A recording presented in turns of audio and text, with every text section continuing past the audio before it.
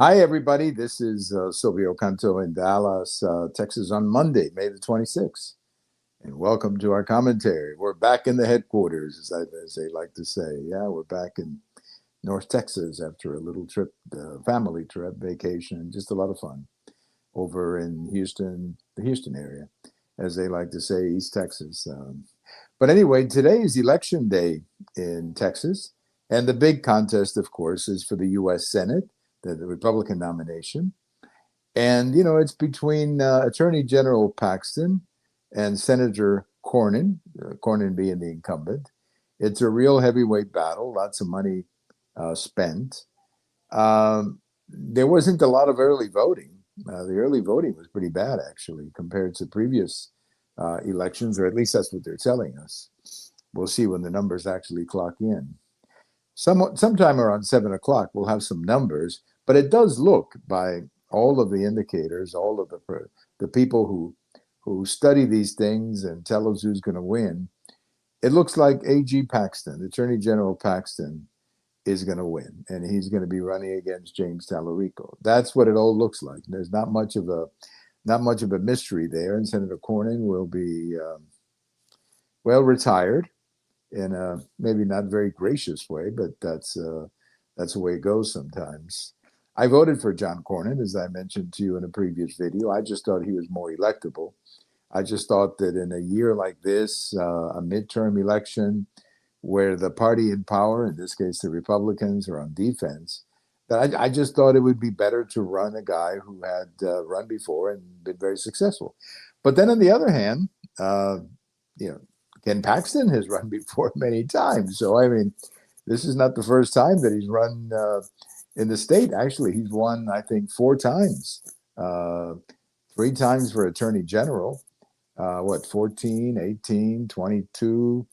Yeah, he's been, and he's won fairly easily every single time. So he has been a good vote getter over the years. So I'm sure he is going to be a tough candidate to beat as well. They're running against James Tallarico, who is a Democrat, let's just say, with a collection of videos that, are pretty weird, to say the least. But anyway, we'll get into that contest when it's official. But it should be official tonight, because I think early on, probably about 8 o'clock, 8:30 p.m., they will call it, and they will call it for Attorney General Paxton, and therefore that'll bring to again, not a very gracious way, but I guess sometimes it goes that way.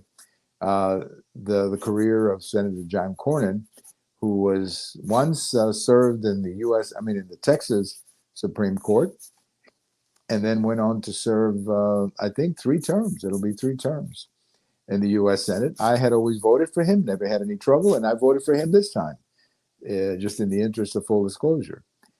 But I guess, my fellow Republicans in Texas thought it was a time for a change. Change is okay. I'm not against change. I also think sometimes generational change is good too. Bring in some new blood. And so that's what it's going to be. It's going to be Ken Paxton against James Tallarico. And we're going to have a lot to say about that, because there's a long time. There's 5 months between now and that election. And I think that's going to be an interesting one. I can't wait to see their debates. I think Ken Paxton is a pretty good debater from what I've seen. And I have to tell you again, he's done a tremendous job as Attorney General. People are critical of him. Myself, I was not critical of the job that he's done. No, not at all. He's done a great job as Attorney General. I just didn't think maybe this was a good idea to challenge an incumbent this year, but he did. Appears that he's going to win, and my guess is that he'll be the early favorite to win that seat in November. So we'll see how everything goes. It'll be interesting to see how the Tallarico campaign goes after Paxton. Paxton has had his problems. No one denies that. But so Tallarico also has a pretty good list of greatest hits that we're going to get to know quite well.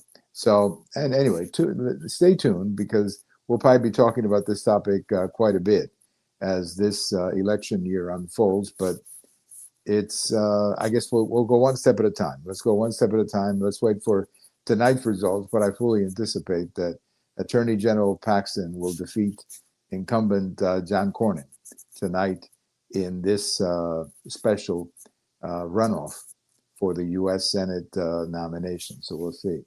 I have a post over at the American Thinker today talking about Bill Kristol. You may have heard. Well, first of all, Bill Kristol, for those of you who may not remember, Bill Kristol was was on TV all the time. He was a conservative with a Weekly Standard. I used to like him a lot, actually. I thought he was a really good person, a good contributor to the different shows that he used to be in, a conservative voice, a strong supporter of Republican Party over the year. He got into it with Trump, like so many people have. They kind of lose their minds with Trump, and they become irrational in things they say. Well, now I guess Bill Kristol has decided that he's no longer a Republican. He's switching parties. I don't know what he is, and I wish him well. I wish him well, but again, I think sometimes we see this with different individuals where they take whatever differences they have with Trump and they personalize them to such an extent that they become irrational.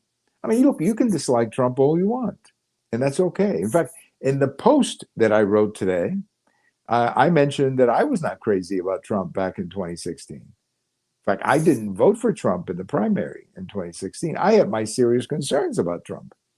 At one time, as I write in my post, at one time I thought that Trump was nothing but a front to elect Hillary Clinton. That's what I thought, and I didn't think he was going to win in the summer.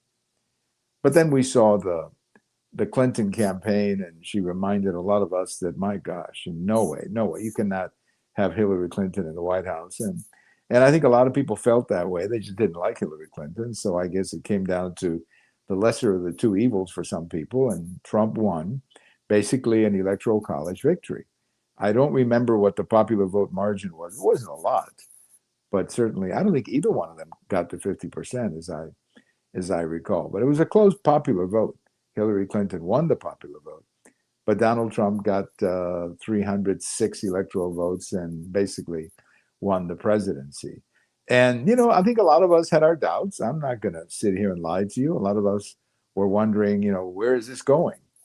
But after creating, after a while, you began to like what he was doing.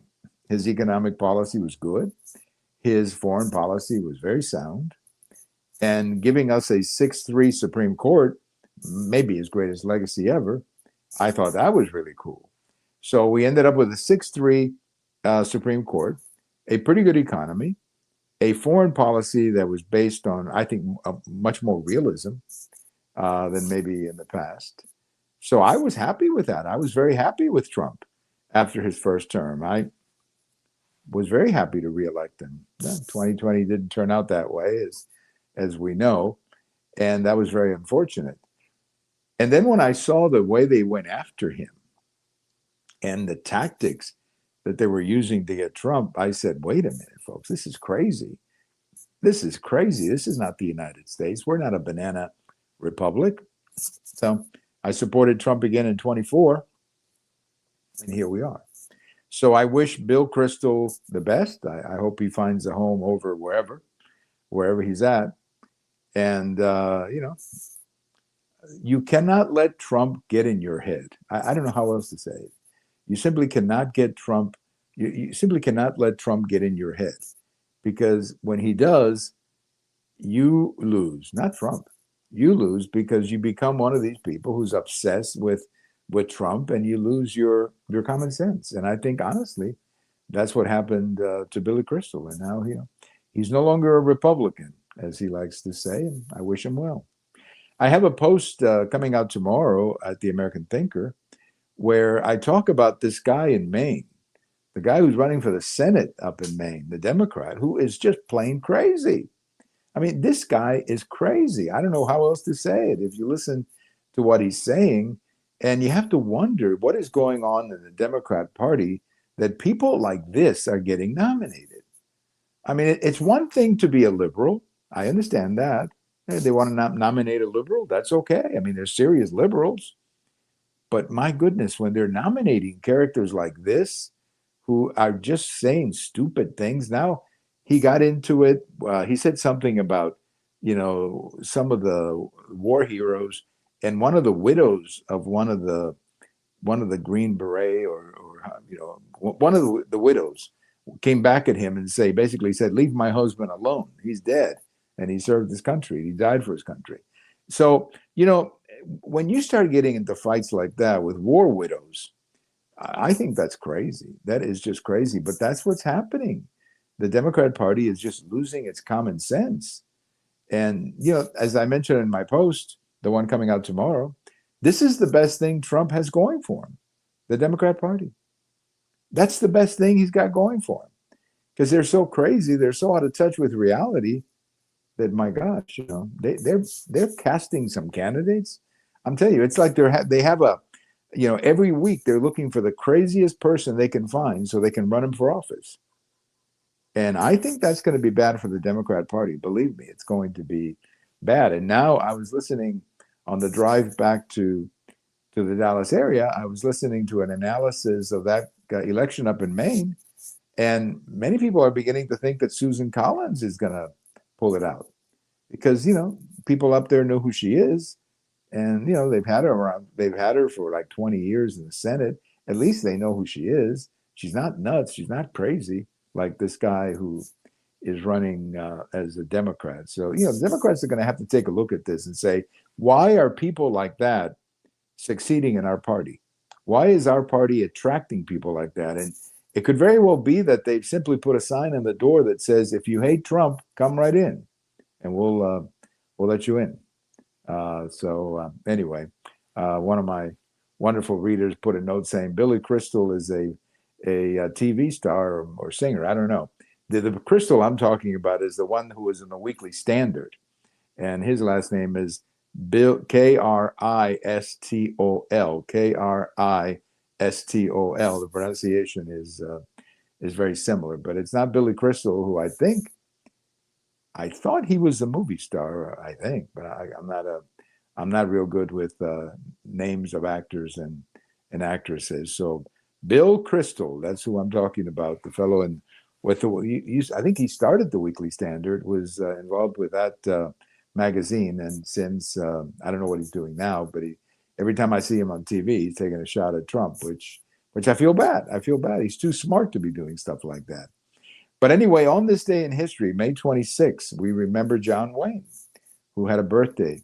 Was born back in 1907, passed away in 1979. In fact, I remember the day that he died. I was having lunch with some friends up in Milwaukee, and as we were coming out of the restaurant, the news broke on the radio that John Wayne had died. He had been fighting cancer for quite some time. I love John Wayne. I love his movies. They were I guess the Western. He was the number one guy. When you think about Western movies, I guess John Wayne is the one guy who comes to your mind. John Wayne, who born in 1907.